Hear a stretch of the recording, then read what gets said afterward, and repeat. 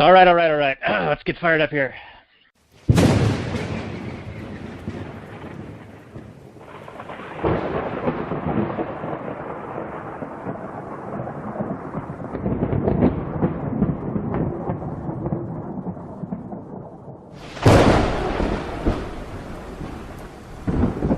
In the early days of the internet, radical libertarians were scattered, lonely, and faceless. Without direction, they resigned to scour the web, sifting through content providers in a wasteland plagued by YouTube demonetization, Facebook jail, and covert internet censorship. But then, in 2017, the Libertarian Union was formed. Finally, the average Joe libertarian could find a thriving community of independent podcasters and content providers, all in one convenient location. At Libertarian Union, we'll always have the latest news, interviews, discussions, and even movie reviews. With hundreds of episodes and more added all the time, you'll always find something fresh at libertarianunion.com.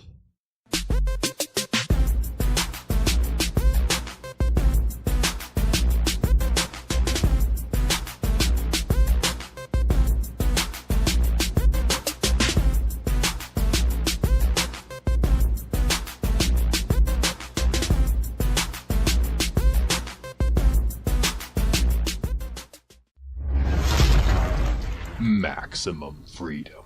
Read. Stay on target. Maximum freedom. Stay on target. Maximum freedom. Read Rothbard. Hello and welcome to the Actual Anarchy podcast, the podcast where we talk about movies from a Rothbardian Anarcho-Capitalist perspective. Happy Easter, everybody. This is episode 70 of the podcast, and the show notes can be found at actualanarchy.com/70. And we're going to talk about The Last Supper. That's really the only relation to the Easter holidays, the title of this thing. And it's a movie from, I think, 1995. I watched it way back when I was a left-leaning liberal, and I think we're going to have an interesting discussion on this one today. So let's say hello to Robert. How are you doing, sir? Hi, boys and girls. Welcome to another episode of the Actual Anarchy podcast. I'm doing great. Ready to talk about this reverential, holy movie.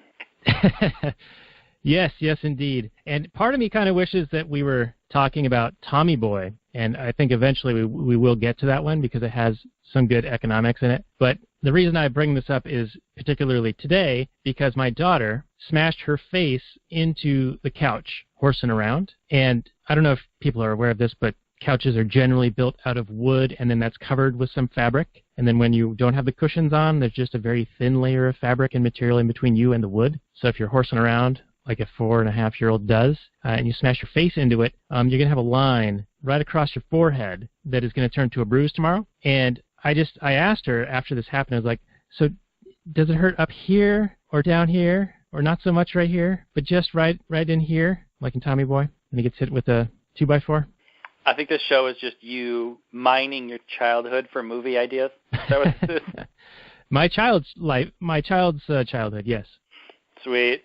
No, Tommy Boy is decent. It's a good classic comedy. I don't remember a whole lot of economics other than that they're salesmen trying to sell car parts, trying to save their company. But yeah, that's all economics, man. You want to guarantee on the box, guarantee piece of shit in there. And so you put Tommy in charge of trying to save the company? The kid that went to school for 8 years to get a degree? They're called doctors. See, there's so much to talk about in that one. Well, I feel that'll just be another quote mined episode. Yeah, just like our last two, I think, Lebowski and Billy Madison. Yeah. I think those are both pretty fun. But if have a good time. Oh, that's good. I think we're going to change gears a little bit on this one. So if you're ready, let's do the Last Nighters portion. Okay, we'll do it one more time. Hey, hello everyone. This is The Last Nighters, and we're going to be talking about The Last Supper. The Last Nighters on The Last Supper. Last Supper on The Last Nighters. This is episode 13. Can be found at lastnighters.com/13. And I am Daniel, and my co-host is Robert. How you doing? Hey, everybody. Yeah. Hey, everybody. Hey. What's up? How you doing? So we're going to talk about The Last Supper, and here's the Google information. Came out in 1995, drama, parody film, hour and a half, plus 4 minutes. 6.8 on the IMDb, 63% Rotten Tomatoes. Roger Ebert gave it 3 out of 4 stars, and had a very interesting review, which I do want to talk with you about a little bit. And 84% of Google users like it. And here's the description. Stranded student Pete, played by Ron Eldard, gets a lift from racist trucker Zach and repays the favor by inviting him in for dinner with his roommates, Jude, Luke, Mark, and Polly, played by Cameron Diaz, Courtney Vance, Jonathan Penner, and Annabeth Gish. When Zach praises Hitler and pulls a knife at the table, the roommates kill him. Rationalizing their actions as a favor to humanity, they bury Zach in the yard and begin to invite other offensive types to a string of similarly murderous meals. Came out April 5th, 1996, 1996, 1996. That's when I graduated from the old hike school. Don't you ever say that. Don't you ever say that. Director Stacy Title, box office about $500,000, but I think that this was one of those like minor movies, like I don't know, movie house kind of things, or what would you call that? Like limited release kind of deals, like Sundance or something like that. Yeah, it's kind of art housey, but maybe a little more mainstream than art house. I don't know exactly what you'd call it. I think it's interesting that they call it drama parody. I don't know what it's a parody of. Yeah, well, I think it, that's the Google. That's a good movie. Robert, playing his card early here. Well, what do you think of the description so far? Oh, yeah, it's accurate. Fairly detailed description. That's exactly the entire damn movie. I mean, I would have written it a little bit different. I would have written, what if Antifa invited people over for dinner? But at least these guys want to have a conversation, because generally if it's Antifa, the bike lock would be the hors d'oeuvre. I don't know, something like that. Except they straight murder you if they even don't like your opinion on one thing. Yes, and it didn't seem like they were all that keen on actually giving them too much of an opportunity. It seemed like they slid very quickly into, as soon as they said the wrong thing, it's game over. Yeah, they really got comfortable with murder really quickly and seemed to revel in it, and really kind of ex post facto justified their, kind of like passed themselves off as heroes, and what they had done was really not even that horrible. I mean, could be argued that the first kill was in self-defense. I mean, the guy was kind of just making a point, but he was doing it in a very threatening way. But then they very quickly kind of justified any kind of, instead of just saying, well, it was self-defense, and they went on to lionize themselves as heroes. And every time that they wanted to kill somebody, man, they're saving the world from a lot of Hitlers, apparently. Yeah, everyone's Hitler. So many Hitlers. Yeah, and I know the left thinks everybody that disagrees with them is literally Hitler, but that's what this movie is. So I guess in that way it's fairly accurate. Yeah, it's very prescient, because this is well before social media, and now the name Hitler or being called a Nazi is on the menu, right? Everyone's a Nazi, everyone's Hitler. Trump is literally Hitler, but give him all the guns. So logically consistent and thinking these people are not. These angry feminists, and I say that as if there is some other kind, quote from the movie, by the great Ron Perlman. I think he steals every scene in this movie, especially just in his little TV interludes, and then at the end, of course, when he stumps them when they try to kill him. But I did want to ask you. And after that, they were the main guy, I forget his name. I forget all their names, so I'm just going to say the black dude. But he was like, no, man, he's playing you. He's playing us. It's a rehearsed act. He's just an Iceman, because he was just so invested in their murder plot that they were just such heroes. Anyway, it was all super disgusting. It was an interesting kind of character study, but I wouldn't call this a real movie with characters that you care about. Anyway, I don't want to derail you, Danny. We'll get into that later. What do you want to say? Well, I wanted to point out just a couple of things from early on. So they are playing the Ron Perlman's show on the TV, and they're like, oh, I'm so sick of hearing this guy, I want to turn it off. Or, no, I want to keep watching. And somebody says, well, it's my TV, so we're turning it off. And I was like, property rights, baby, right there. Yeah, and I was kind of going, oh, well, they believe in property rights. Huh, that's weird. Yeah, that was weird.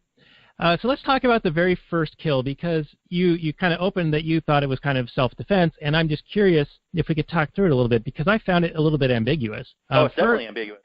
Further, I didn't particularly, and I want to be delicate here, but I didn't particularly find him to be overly offensive. I felt like the grad students were being mean to him, rude to him, trying to goad him, trying to upset him in some way, and they were trying to push buttons, Here's what I wrote. Bill Paxton is right more than he's wrong. He's wrong with the wars and the racism, but he's right about the grad student protesters.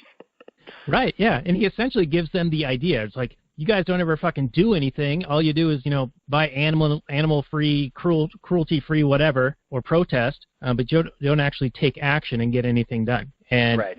it essentially gives them the idea that, well, it plants a seed, right? And oddly enough, that gardening is the other half of the movie. But the thing I found interesting is he wasn't even allowed to say what he thought Hitler had the right idea on, because then they drove it into the one guy was Jewish, and that became the issue, right? Right. So you could say, well, I agree with Hitler on this one thing, and then everybody gets upset and goes, you agree about something Hitler said? And, not everybody is a full-time monster. I just want to say this. I bet you everybody, on the planet all agrees that chocolate is tasty or whatever. I mean, you could agree with Hitler because you both like chocolate or something. I mean, you're right. He didn't get an example or a chance to explain what it was, and then it quickly became about Jews and whatever. Yeah, and I think that's, of course, by design. They didn't want to, let on what it was. But I could surmise from the guy, like you were saying, he's right more than he's wrong, but he's wrong on a couple of things. And one of them was, patriotism and the rah-rah. And I think that he would have fit right in as being a Make America Great Again, kind of current-day Trump Republican. Definitely. You put this guy in a MAGA hat, and, he could make this movie today. Yeah, and I think what his, playing alternate universe here, I think maybe he was going to say that economically Hitler took charge and got them out of their post-Versailles depression type stuff. So I think he would have praised his economics and getting Germany back to work, which is the same thing Time did, making him Man of the Year. People were looking up to him in the lead up to World War II. They sure were. Praising it. So I think that's perhaps where he was going with it. And then when it comes to the Holocaust thing, I think he has sort of a point in that why is it the only genocide that really ever gets talked about? And I think Ahmadinejad asked the same question, and he got labeled an anti-Semite Holocaust denier, right? And that's almost like the climate change thing, science denier kind of deal. And I think that while it is a delicate thing to even mention, I think that there are some things about it that are interesting. Like, why don't we hear about other ones? Why is this one the one that is always brought up? You know what I mean? Yeah, I know what you mean. And I know I guess a lot of people that are high up in the Jewish communities are touchy about it because they have felt that the entirety of Jewish history has been one of essentially persecution. But if we can't even talk about these things, if we can't even question them without having people jump down your throat and assume you're the worst person in the world, then you've already lost. You've lost any kind of hope for any kind of rational discourse. You're just going to push unpopular ideas underground. You're not going to satisfy anyone's curiosity. It's just going to lead to bad things. Yeah, and if it's a rational question, it deserves a rational response, right? And this dives right into my next point, in that because they have a history, that their peoples have been persecuted in history, and it's well recorded or well known, that they have perhaps a chip on their shoulder that other cultures might not, so that when it's brought up, it's a little bit more of an issue, it's more contentious. And that brings me right into the black character, who was going right at the Paxton character with, I just want to be master. Oh, didn't you know I'm a professional basketball player? He's basically saying to him, he's goading him into reacting. He's basically calling him a racist without saying it. Yep, sure was. To try to get a reaction. And that really pissed me off. Yeah, I mean, that guy's a dick the whole movie.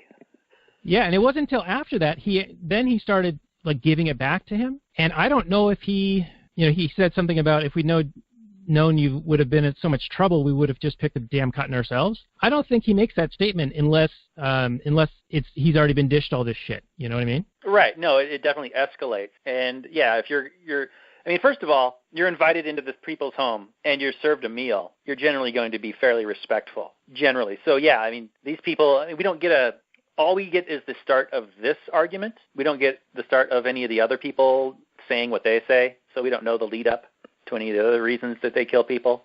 But yeah, if they're all similar, these people are all goaded into saying the most fringe thing they believe, and then they're like, ha-ha, gotcha, bitch, kill him. Then yeah, it's all just one big setup. Because I can't really see, it's the first time you're in somebody's home, and yeah, they claim to say, oh, we invite people over to have interesting conversations. Still, I don't see you're just going to go, yeah, I think we should gas all the Jews. It just doesn't just come out of the blue. And yeah, we're not given the lead up to any of the other kills. So if they're all like the first one, then how these people lie to themselves and think that they're doing this great thing by killing all these Hitlers, it's that's where the movie really falls down for me. I mean, essentially the movie is like a kind of trying to be a character study, like, hey, what if kind of scenario. This is an interesting idea, not really a movie. But we're talking about Robert here, but I think most people would agree with this. I need to be able to identify with the protagonist or the protagonists in this situation. In this movie, the protagonists are the people murdering people whose ideas they disagree with. I didn't find a single character in this movie likable. I hated every single one of them, even the ones that were pushing back a little bit against the gung-ho one. I mean, a couple of the girls were like, oh, I don't want any part of this. Oh, you're just a murderer, blah, blah, blah. I'm not even going to, listen to this. I'm not going to be a party to this. You guys are crazy. But then they get on board eventually. And I'm sorry. If I got a bunch of friends who want to murder people they disagree with in a dinner party, I'm out. Or I'm stopping you. I thought every single character in this movie was a piece of shit. And if I can't emotionally connect with anybody in the movie, then I'm just like, well, who cares what happens? The only thing that kept my interest was, what stupid thing will these idiots kill another human being for next? That's the only thing that kept me sticking around. Yeah, I agree with that. I want to just segue back to my original point about the chip on the shoulder thing, and the guy's name is Luke. I think that he was using the victim, not the mentality, but like you're told your whole life that historically you've been oppressed and repressed and everyone's against you. And so Luke, was the ringleader in this because he wanted to get one over on who he thought were the evil people that were perpetuating this system of racial and oppressive behavior. And so he was the most gung-ho about it. But I don't think that happens if he's not told his whole life, hey, the reason that you're not getting as far ahead as others is because of your skin or something like that. You know what I mean? Like if you're told repeatedly, like, hey, you're being treated worse and these are the people doing it to you, yeah, you're not going to like those people very much, right? Oh, yeah. At one point during the movie, they talked about, what if you could, kill, all these conservatives early before they go on to do horrible things. And the only reason the world's not a great place is because people like us aren't in charge. Yeah, exactly. And, dude, right when that happened, I'm like, oh, here we go. Central planners, socialist central planners, thinking that they got all the solutions. They're the technocrats, and they've got the intellectual capacity and scientific knowledge to figure it all out. And those are the worst atrocities that happen. Yeah, those are the worst, is when you got some idea of a world, of how to make a world better. I mean, what do you think Hitler did? He was a central planner who wanted to make the world a better place. That's what he was trying to do. That's what Stalin did. That's what Mao did. That's what Pol Pot did. Ceausescu. All these people. At least it was always sold as they were trying to make the world a better place for their people. They were trying to get rid of the Jews and the gypsies and the homosexuals and the mentally deficient and make a 1,000-year Reich for their people. And, man, the world's going to be a better place. So how are these people any different than that, with that same mentality? They have the same mentality as the people they're vilifying. I mean, they're vilifying them rightfully so, but the fact that they can't see it in their own action until the very end of the movie, and not even at the very end of the movie. At the very end of the movie, when Ron Perlman basically spells it out, oh, yeah, you should have just, tried to talk to him. Then they're kind of like, oh, yeah, I guess you're right. You intellectuals. Yeah. Isn't that what you're supposed to be good at? Right. Yeah. So let me talk just real quick about how this kind of movie plays off of, in Game of Thrones with the Red Wedding. This essentially violates guest right. Well, that movie, or that story, was brought out from history. So back in Scotland, I think in the 15 or 1600s, whatever it was, there was a thing called the Black Dinner. And it was the reverse of this, where the guests actually killed the host. But they were like soldiers who were staying with some guests for like a week before they finally killed them at the end of the week.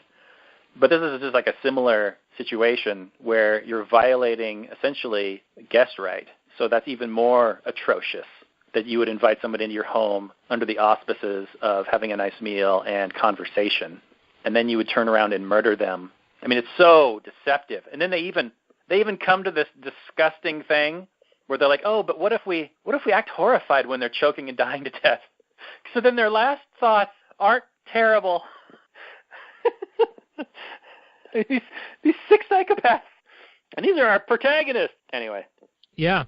And I I wanted to bring up, and I still want to get back to the self-defense thing because they do stab him in the back. Yes. And, yeah. That's super questionable. But one of the lines they bring up is they're not people, they're people that hate. So not only are they dehumanizing them, but they're, like, breaking their own argument in the very next sentence. They're not people, they're people that hate. So they are people.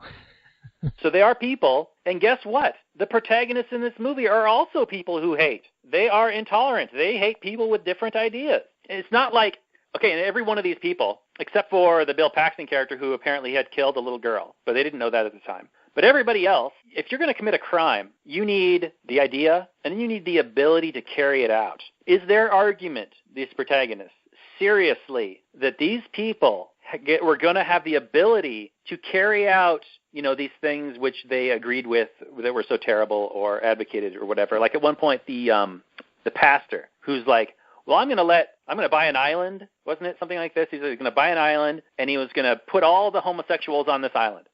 In what reality or universe is this old pastor guy going to get the resources and the military power to round up all the homosexuals and deport them to an island? What fantasy land does this exactly take place in? So they couldn't be really worried that this was actually going to occur. All they were doing was killing people whom they disagreed with. Not that they were actually worried that they were ever really going to do anything. So their entire bullshit ex post facto justification was just complete horseshit. Yeah, I'll give you that. And most of it was just they had a different opinion. And honestly, many of the people that were the quote-unquote conservative evil people, I found some merit in some of their arguments. Like the Mark Harmon character was simply saying that not every claim of rape is a legitimate rape. And we've seen that with the Duke Lacrosse thing. And, even the mere accusation is enough to ruin somebody's career or, a whole bunch of other issues. And I'm not apologizing for the situation, but I just think that it should be an accusation should carry some weight if it is a false accusation, like as a repercussion against the person who makes the accusation. I would agree with that, sure. Yeah, you are absolutely ruining a person's character by saying that. And, I mean, whatever happened to innocent until proven guilty, it seems to have been thrown out the window. Yeah, and I want to be careful to draw a line here because I'm not sure how, totally consistent that is. But, because libel is kind of a thing, but someone's opinion of you, you don't own that, so there's no property right in that. But True. To essentially have a monopoly justice provider be directed at you, weaponized at you, for a false accusation, I would amount that to almost an attempted murder. Well, yeah, not only that, but yeah, you are forced to defend yourself against, a false accusation, right? So someone's just making it up out of whole cloth, or they don't like you, or they rejected your advances, or for whatever reason. And especially in this monopoly service provider, like you mentioned, it's incredibly expensive to defend yourself, which is essentially accounts to theft, a huge expense, could ruin you. Anyway, do you have more to say about that? Because then they also try to kill a high school girl who just has a different opinion on a book. Yeah, that one was interesting because she just doesn't like that book.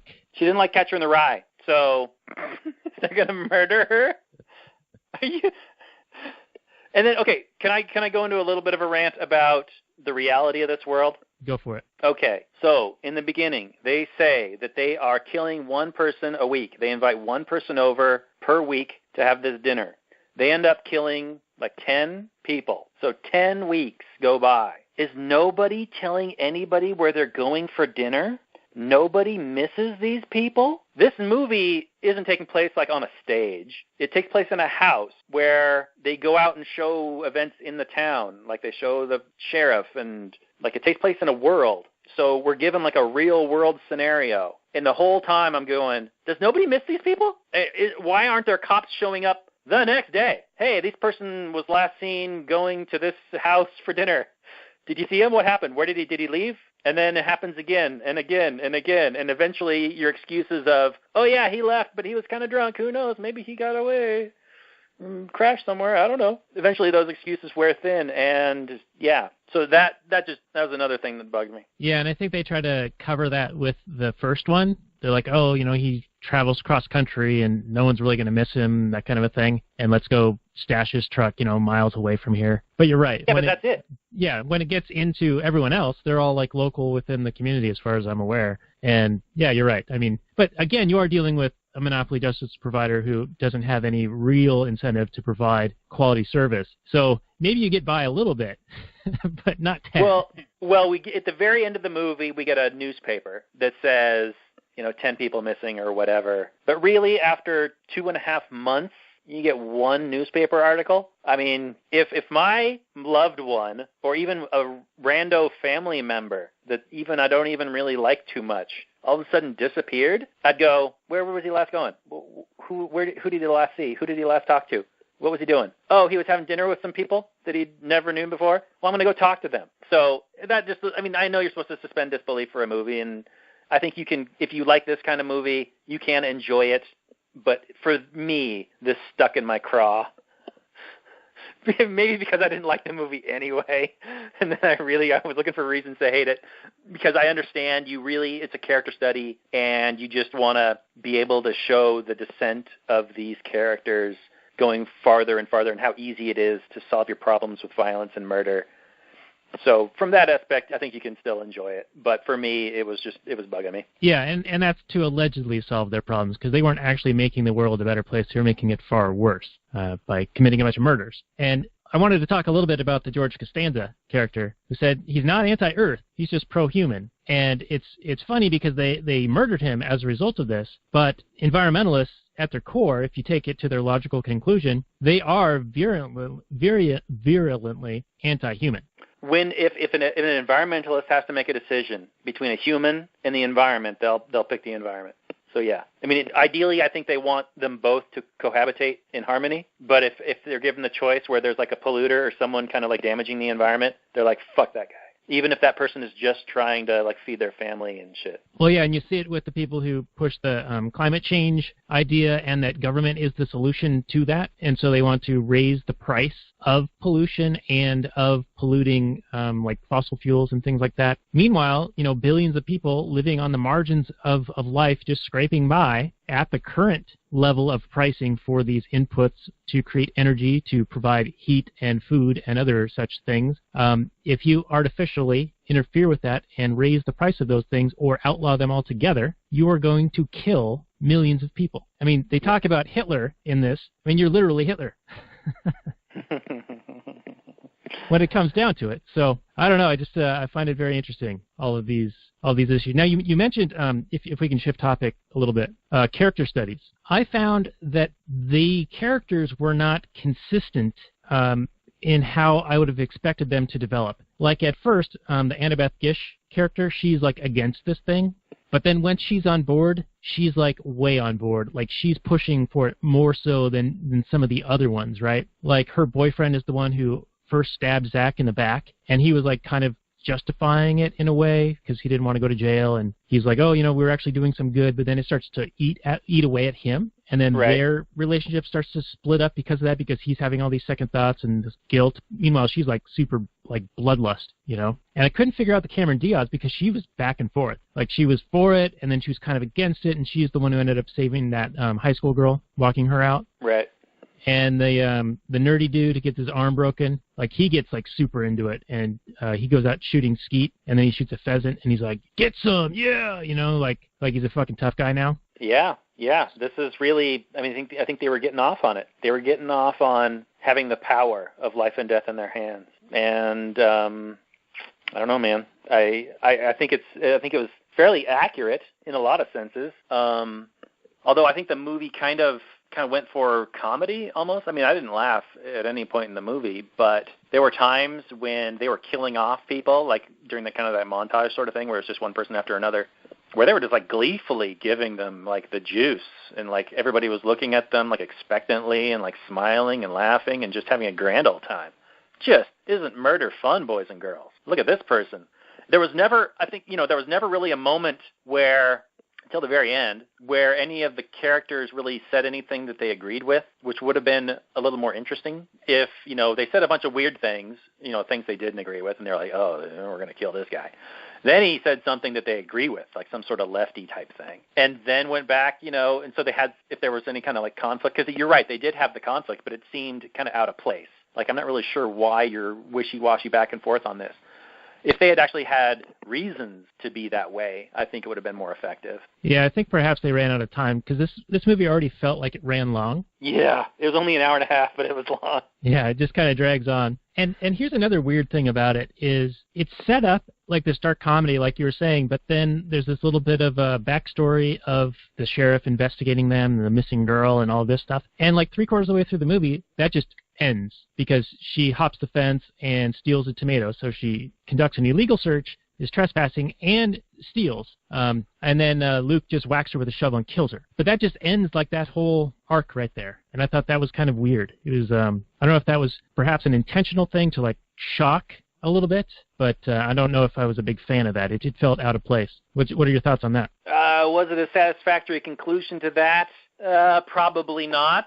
But I wasn't satisfied by really anything in this movie, so I really can't say. It wasn't like the movie was going along great for me, and then this thing seemed out of place in such a wonderful movie. I thought it was all pretty much a crap fest.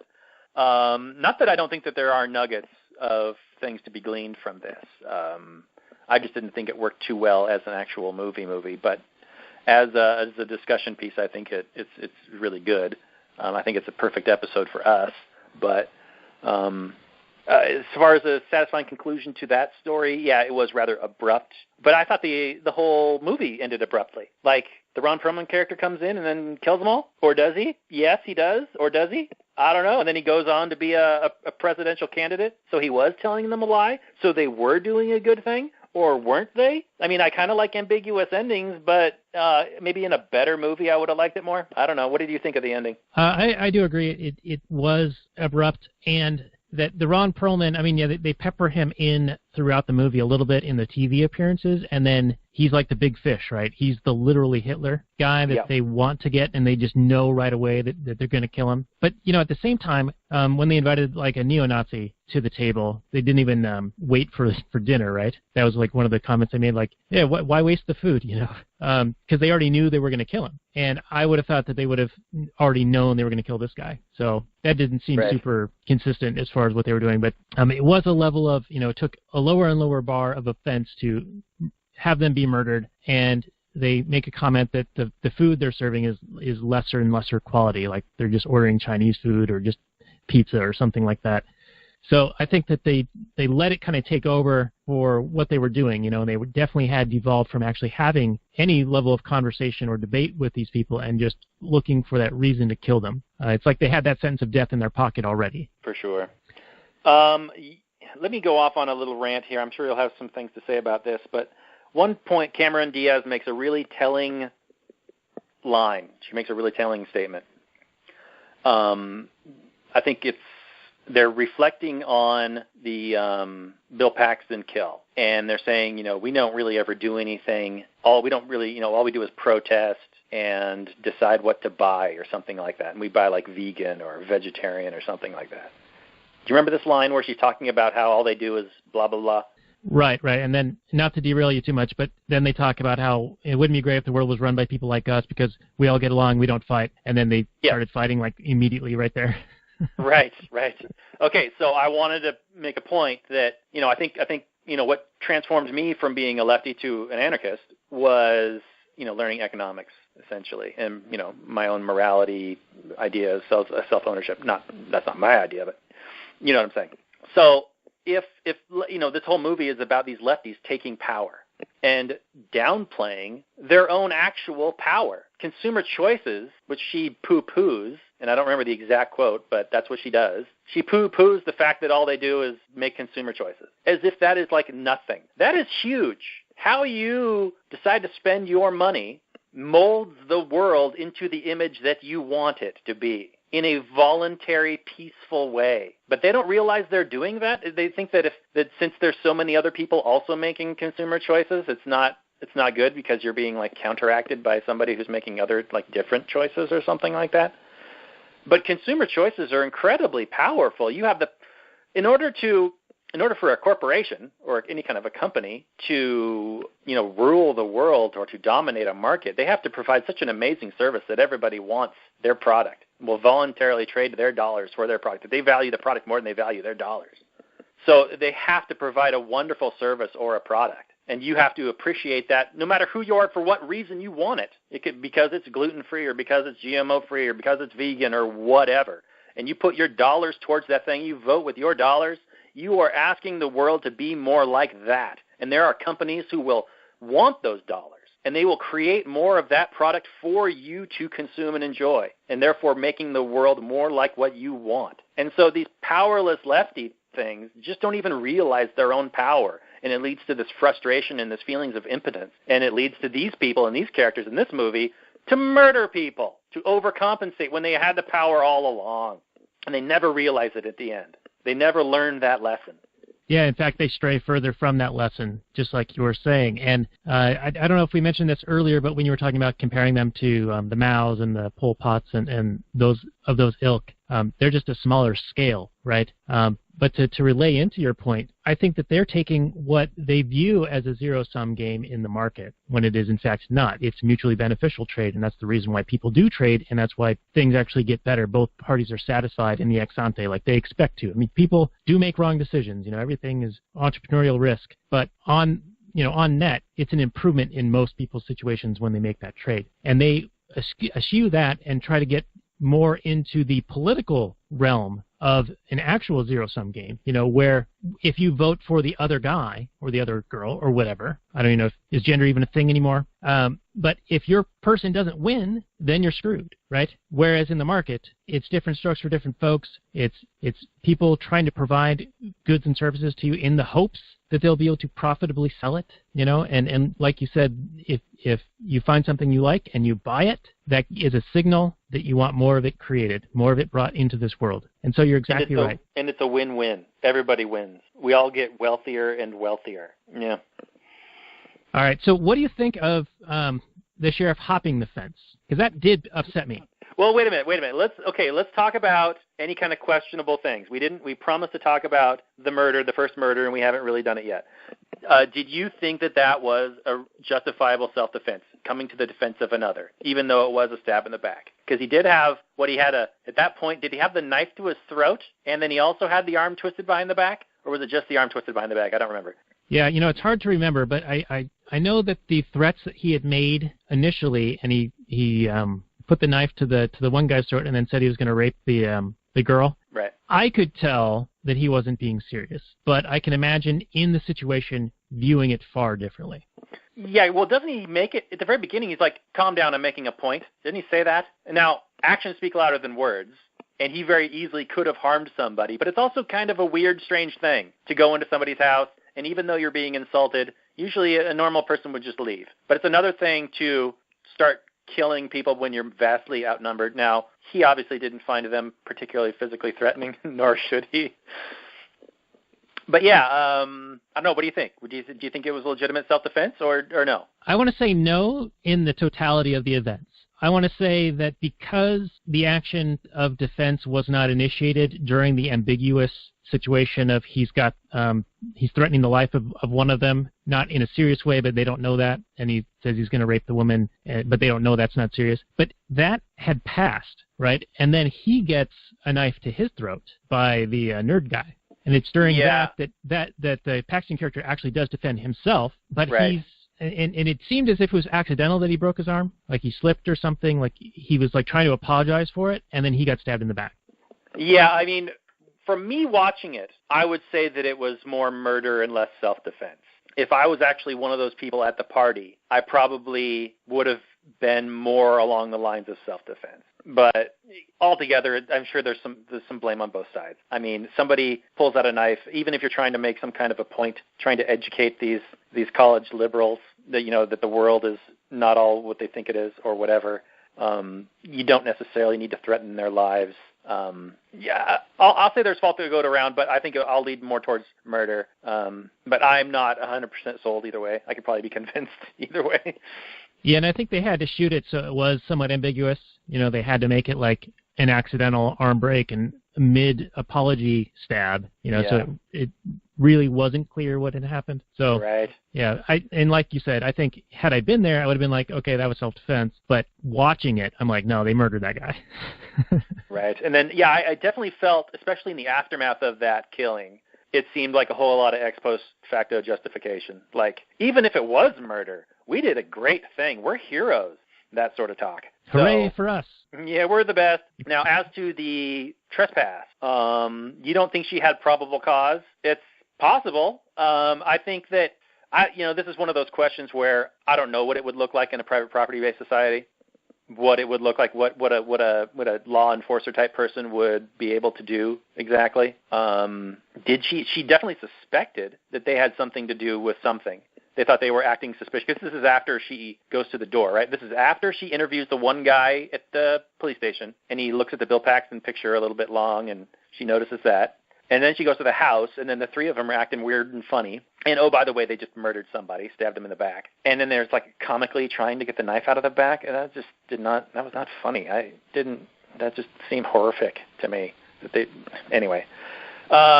So I thought that the cop was doing some pretty good police work, and that if I was some sort of private property cop person investigating murders in the town, and I got these people acting really suspicious, and then they got some human-sized mounds in their backyard, I'd probably take a closer look. Now, should she have gotten a warrant? Does that even make it okay? I mean, if they all agree, if this is a voluntary society and they've all agreed that, this certain judge-type person can issue these warrant-type things, I would be happier with it, but she's got, 10 people that have been murdered in her town. Not to say that that's going to allow her to violate people's property willy-nilly. I think she would definitely need to have probable cause.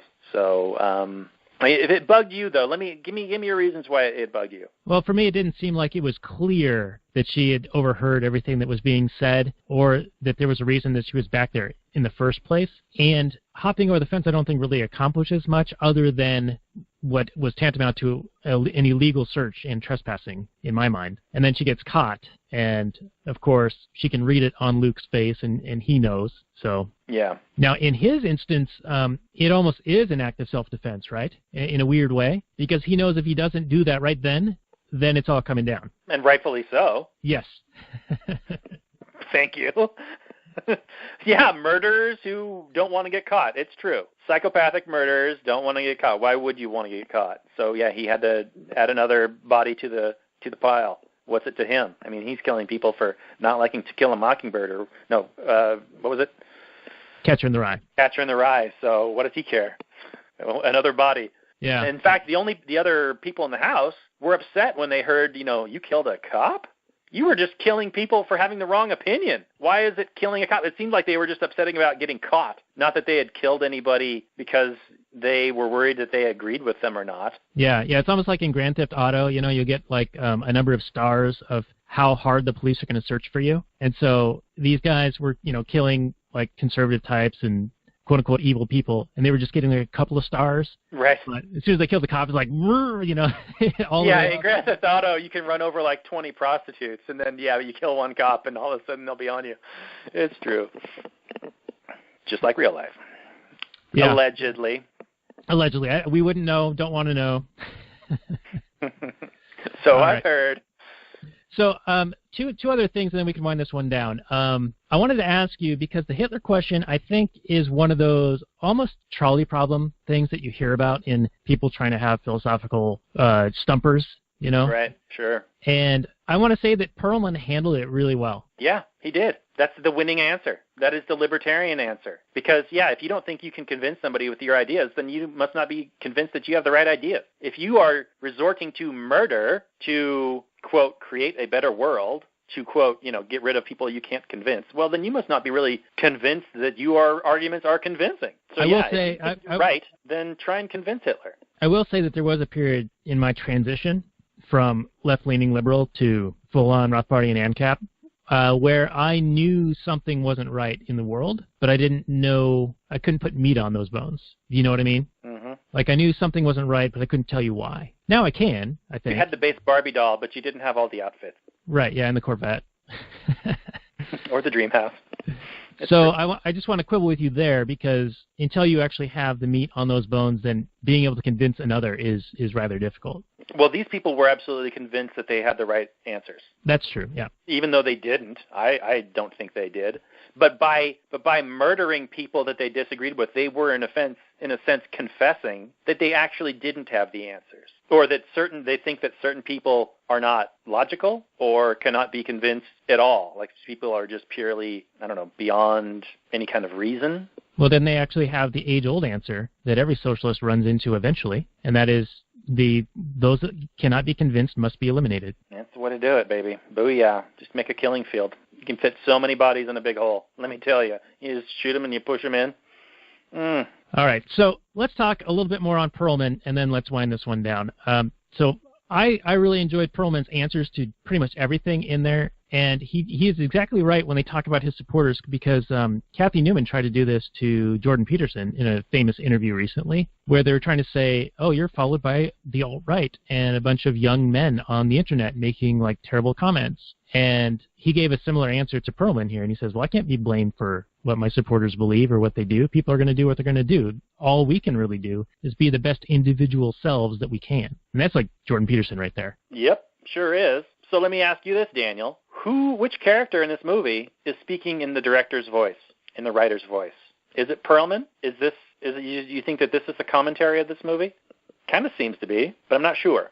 Yeah, it is hard to say. And I also want to transport my own self back to when I first saw this movie when I was left-leaning, because I did think at the time, I enjoyed this movie a lot at the time. And in fact, we watched it twice, me and some of my college buddies. And you weren't there, but you were one of my college buddies as well. But we go way further back than that. But I felt at the time like it was sort of almost viewed as a be careful what you try to use to accomplish what you think is right kind of thing back then, because I more agreed with these left liberal types. Right. Whereas now I just see them almost instantly as the monsters. I would hope so. But yeah, I know what you mean. If I had watched this back when it first came out, I would have more identified with these people, but seen that I still believe that they were obviously taking it way too far, that this is not the way that you make the world a better place. You convince people with your ideas. So I would have been some sort of amalgamation between their views, because they do have good views on things, right? I mean, who cares if you're a homosexual or not? Whatever. I don't give a shit. You know, if you want to smoke some dope, who cares? Why does it matter? Well, to that point, that's 1990s liberal. Like yes. Now they're homosexual or bi or whatever, you know, like there's 75 genders and orientations. If you don't use hate speech.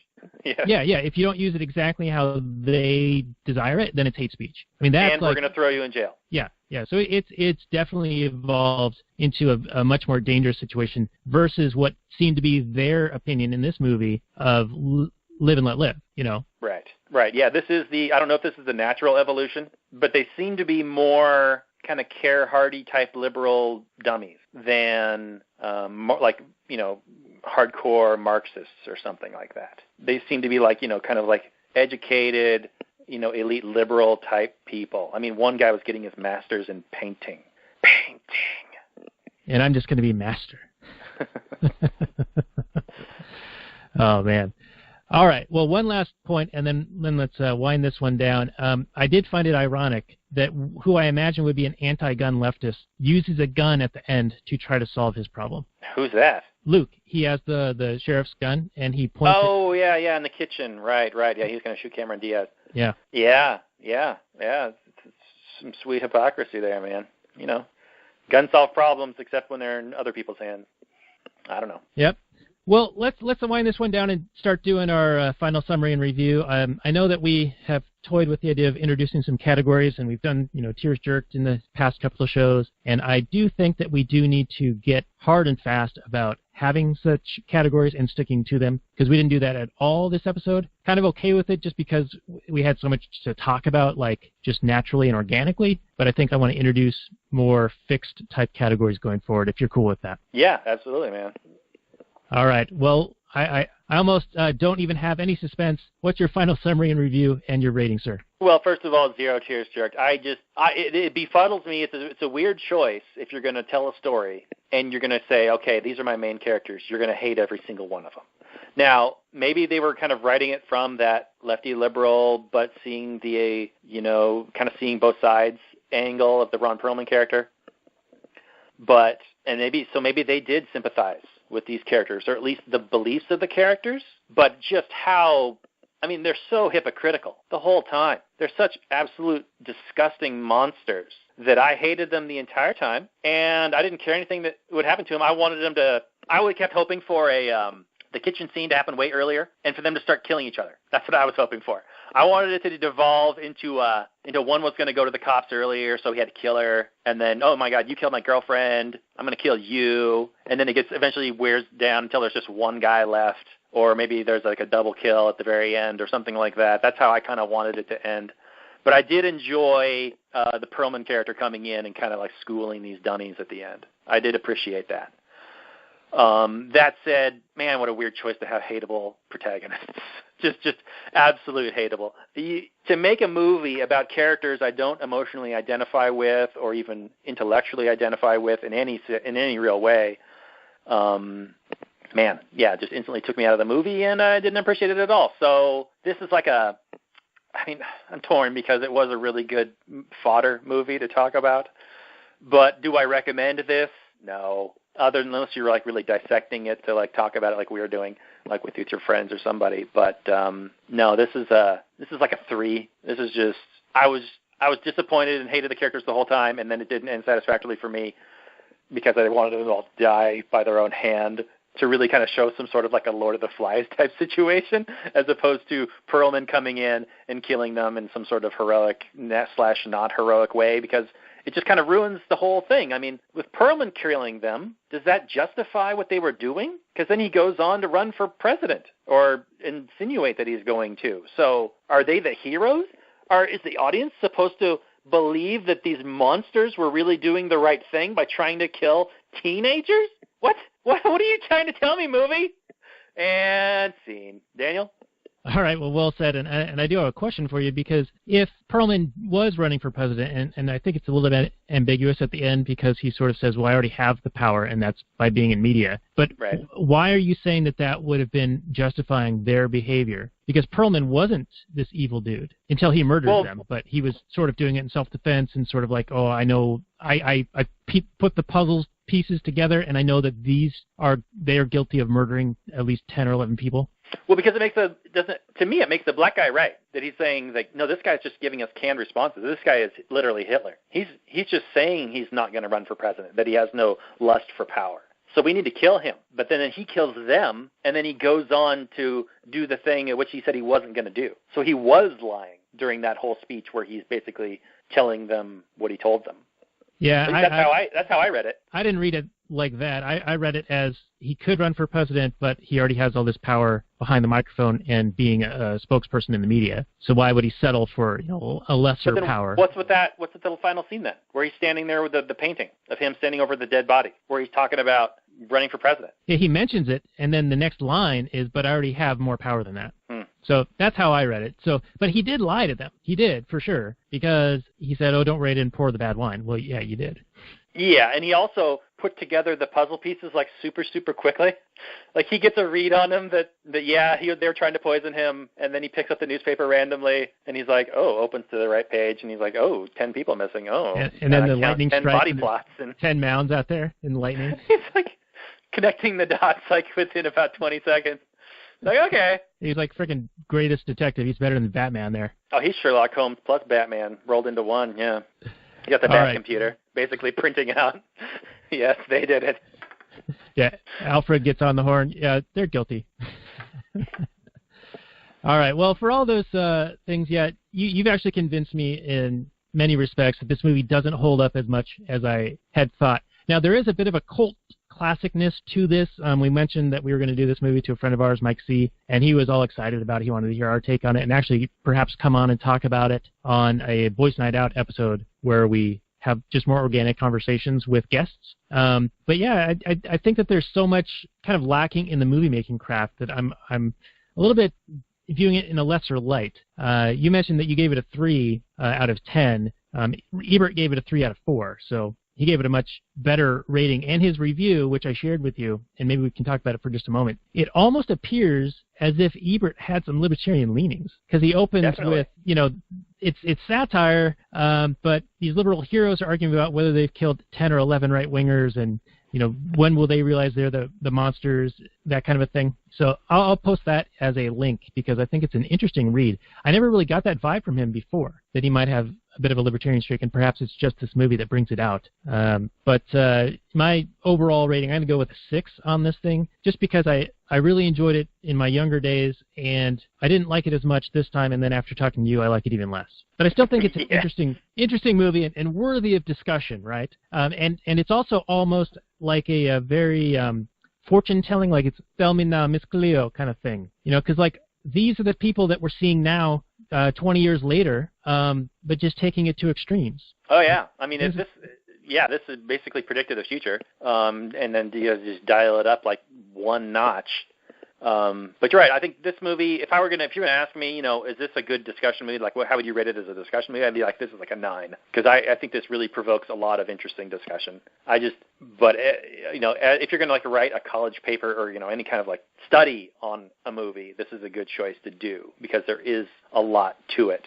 But from a casual viewer's perspective, in the standard storytelling method where you want to establish an emotional connection to the audience so that you care about what happens, none of that happened. None of that happened for me. So it falls down on that end. Yeah, I think they're more interested in getting the concept out versus a really cohesive story. Yeah, for sure. Yeah. Well, I think that's going to do it for us for The Last Nighters. So this can be found at lastnighters.com/13, show notes and more, and we'll also have a link to the Roger Ebert review of this. And so I just want to say good night from last night. And we'll continue the transmission just for a few more minutes on the Actual Anarchy podcast, and you can find the show notes for this from the Actual Anarchy version, which you guys are all on the inside, at actualanarchy.com/70, where we're talking about the Last Supper. And this is because it's Easter weekend. This is coming out on Easter Sunday, April 1st, April Fool's Day. I hear that people are doing jokes related to Easter candy, like they're going to put grapes inside of Cadbury eggs and other mean things to the kids' Christmas or Easter candy. Your thoughts on that stuff? I'm all for it. It's a good lesson for the kids. You don't get, if you're getting something for free, it's usually not very good. Just like this podcast. It's free for you. You get what you pay for, kids. Hey, you want something better? Go out and pay for it. And speaking of paying for it, if you do want more of us, and we do save the best stuff for the paywall, you can support us at Patreon and get the pre-show and Kathleen Turner Overdrive, which we might get a little bit of time to do tonight, though not a whole lot because I have my Rothbard Roundtable Nerd Group in about 15 minutes. But any last comments regarding the show, the movie, direction on anything you launch on your site or your merchandise, anything you want to throw out there, and then we'll say goodnight to everyone. Oh, nothing.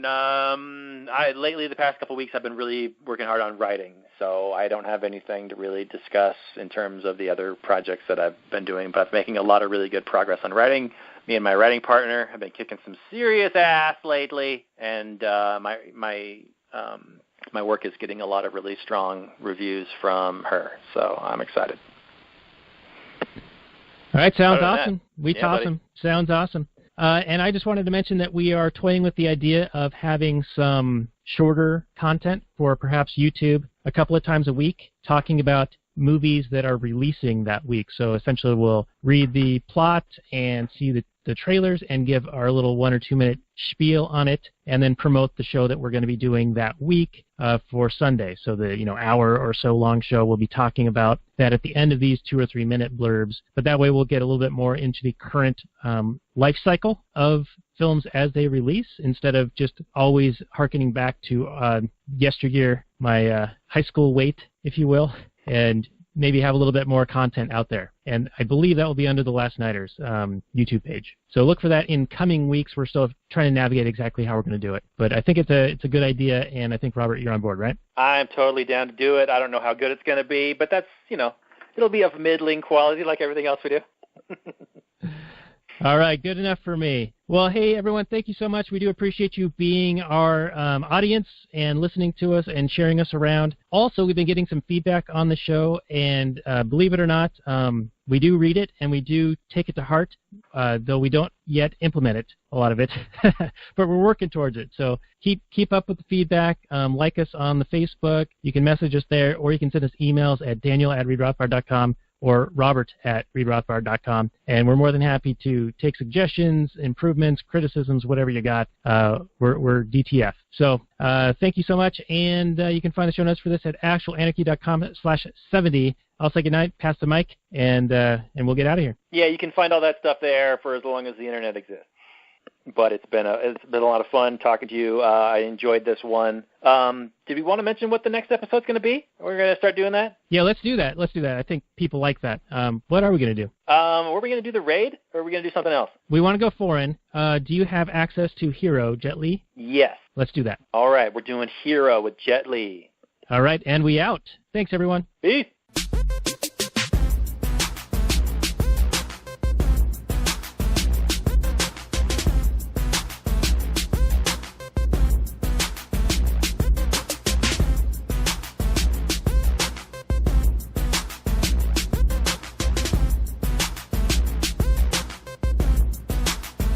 The Chipmunks. CHIPMUNK. We're the Chipmunks. Guaranteed to brighten your day. Do do do do do do do do do do do.